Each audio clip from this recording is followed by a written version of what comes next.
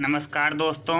भारतीय राज्य व्यवस्था इंडियन पॉलिटी का एक वन लाइनर सीरीज को ला रहे हैं और ये बताइएगा आप लोगों को कैसा लगा। और बहुत सभी ऑल कॉम्पिटिटिव एग्ज़ाम के लिए काफ़ी हेल्पफुल होगा। इतना कह सकते हैं कि एकदम कंफर्म नंबर क्वेश्चन जब भी आएगा तो इसी से आएगा। चलिए स्टार्ट करते हैं। रेगुलेटिंग एक्ट 1773 द्वारा सर्वोच्च न्यायालय की स्थापना कहाँ की गई थी? कोलकाता में 1774 ईस्वी में कहाँ की गई थी? तो 1773 के एक्ट के माध्यम से 1774 में कोलकाता में सर्वोच्च न्यायालय की स्थापना की गई थी। भारतीयों को भारत के प्रशासन में भाग लेने का अधिकार किस अधिनियम के द्वारा प्राप्त हुआ है? तो चार्टर एक्ट 1833 के द्वारा।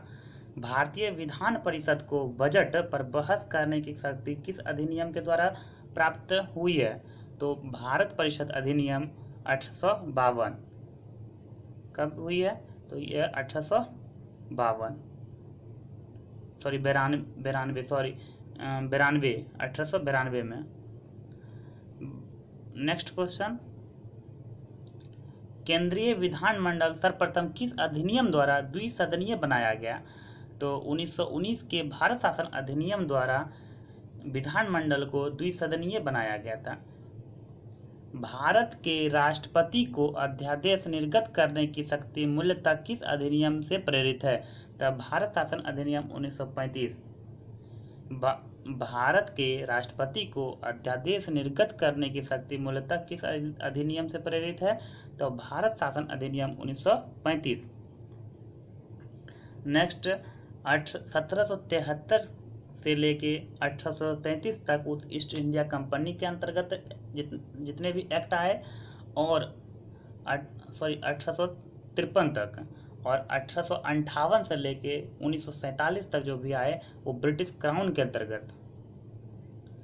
नेक्स्ट क्वेश्चन, केंद्र में द्वैध शासन व्यवस्था किस अधिनियम द्वारा लागू की गई? केंद्र में जो द्वैध शासन व्यवस्था आया वो भारत शासन अधिनियम 1935 के द्वारा। ब्रिटिश भारत में किस अधिनियम में संघीय शासन का प्रावधान था? भारत शासन अधिनियम 1935। ब्रिटिश जो है भारत में किस अधिनियम में संघीय शासन का प्रावधान था? तो भारत शासन अधिनियम 1935। नेक्स्ट क्वेश्चन,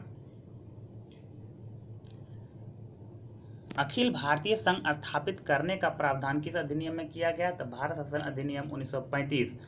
भारत के संविधान में केंद्र और राज्यों के मध्य किया गया शक्तियों का विभाजन भारत सरकार अधिनियम 1935 के पर आधारित है।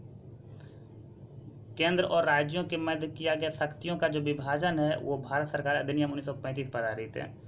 एक निर्वाचित संविधान सभा द्वारा भारत के संविधान का निर्माण करने का प्रस्ताव किसके द्वारा किया गया था? तो क्रिप्स मिशन के द्वारा।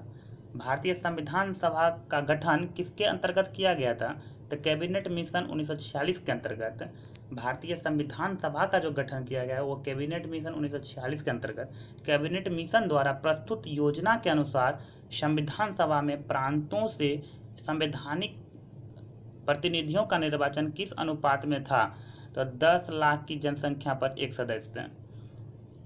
भारतीय संविधान का निर्वाचन करने वाली संविधान सभा के सदस्यों का चुनाव किसके द्वारा किया गया था? तो विभिन्न प्रांतों के विधानसभाओं द्वारा किया गया था। और 1946 में जो अंतरिम सरकार बनी थी वो ये विभाग है और व्यक्ति हैं। तो राष्ट्रमंडल संबंध और विदेशी मामले और प्रधानमंत्री के पद पर पंडित जवाहरलाल नेहरू थे। और गृह मंत्री और सूचना एवं प्रसारण मंत्री सरदार वल्लभ भाई पटेल। डॉक्टर राजेंद्र प्रसाद जो थे वो खाद्य एवं कृषि मंत्री। जॉन मथाई उद्योग एवं नागरिक आपूर्ति मंत्री थे। जॉन मथाई उद्योग एवं नागरिक आपूर्ति मंत्री थे। जगजीवन राम श्रम मंत्री और सरदार बलदेव सिंह रक्षा मंत्री।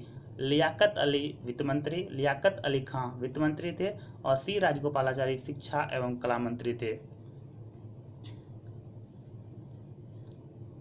भारत शासन अधिनियम 1919 की समीक्षा करने के लिए वर्ष 1927 में साइमन कमीशन का गठन किया गया था।